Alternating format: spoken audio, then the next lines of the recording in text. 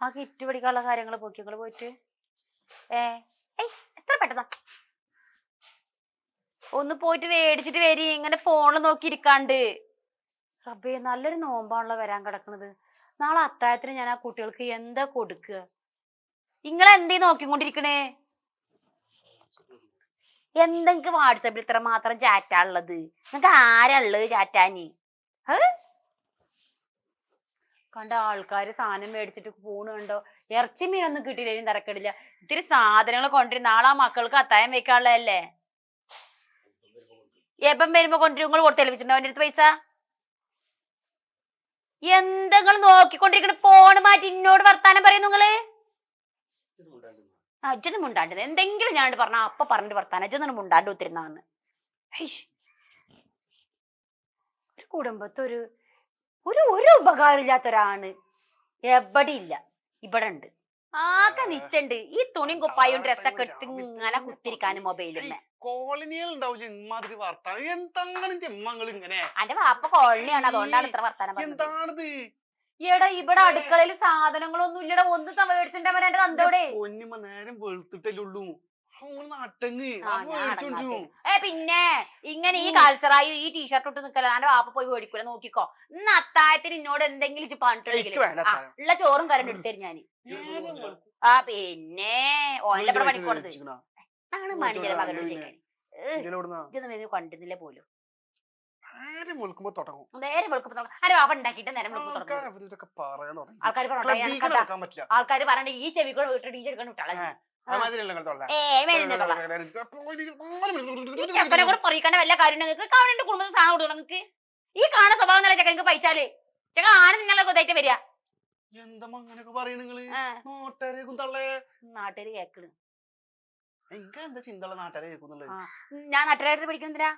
അതിന്റെ ആവശ്യത്താ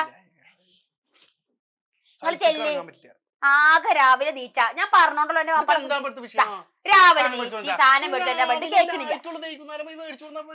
രാവിലെ മേടിച്ചാൽ മതില്ലേ? അവ സമ്മതിച്ച് ഇനി മേലെ അവിടെ വർത്തമാനം പറഞ്ഞിട്ടുണ്ടെങ്കിൽ രാവിലെ 10 മണി തൊട്ട് ഇരിക്കാൻ തുടങ്ങിയതാ. സാധനം മേടിച്ചിട്ട് വേണ്ട എത്ര നേരം അറിയോ? കൊണ്ടരും വല്ലാണ്ട് കൃതിയാന്ന് കണ്ടട്ടാ. അത് വാപ്പാടെ പോണ മതിയാ എനക്ക് അറിയാഞ്ഞിട്ടാ. നോക്കിക്ക് രാവിലെ തന്നെ മീശി മടിച്ച് സുന്ദരക്കുട്ടനായിരിക്കണ്. ഓരോരുത്തരും ഇഷ്ടല്ല. ആ കളത്തിലെ സൂറല്ലേ മൂപ്പരാളുടെ പണ്ടത്തെ ഗഡി. ഓള് വന്നിട്ടുണ്ട്, ലാൻഡ് ചെയ്തിട്ടുണ്ട്. ഓള് പണ്ടുണ്ടാവും, കാണാൻ നല്ല ഭംഗിയുണ്ട്. കൊരങ്ങനെ പോയിരിക്കണ്. ആ ചിന്തില്ല. ഇന്റെ കിട്ടല് മാത്രമേ ഉള്ളൂ.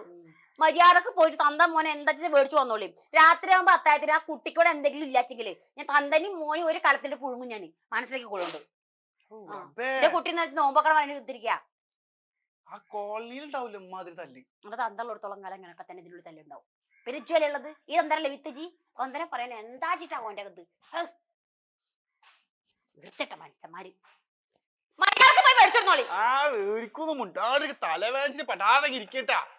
ജലദോഷം കിടക്ക് എന്റെ പൊന്നു തന്തേ ഇതില് മേടിച്ചു കൊടുത്തോട്ടാ. ആ തള്ള രാവിലെ തന്നെ അയ്യപ്പൻ വിളക്കെടുക്കല്.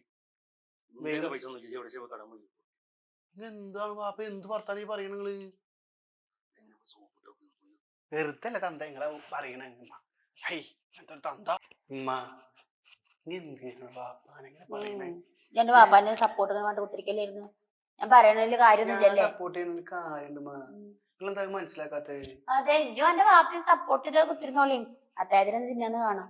ഇതിനുള്ളിൽ കുത്തിരിക്കണൊക്കെ ഒന്നും ചെയ്യാൻ പറ്റൂല കേട്ടാ. എന്തെങ്കിലൊക്കെ കൂട്ടി തിന്നോണ്ട് പാവം നമ്മള് ആയ കാലത്ത് നല്ലപോലെ നോക്കിയല്ലേ. ഈ പെര വീട് പറമ്പ് കാര്യങ്ങളൊക്കെ മൂപ്പരാളെ എടുത്ത് സെറ്റാക്കിയൊക്കെ ഇവിടെ കൂട്ടുകാരെ മറ്റേ അടിച്ചു പൊളിക്കുന്ന സമയത്തല്ലമ്മ പാവ ഗൾഫിൽ പോയിട്ട് 5-8 കൊല്ലം ഒറ്റ നിപ്പ് നിന്നിട്ട് നിങ്ങൾ തന്നെ എത്ര വട്ടം എന്നോട് പറഞ്ഞിട്ട് പാവാണ് പാവാണ് പാവാണെന്ന്. എന്നിട്ടൊക്കെ നമുക്ക് ഇതൊക്കെ കണ്ടൊക്കെ ഉണ്ടാക്കി തന്നു. ആരെയും 1 ഉറുപ്പ്യ കടം മേടിച്ചിക്കണ പാവം.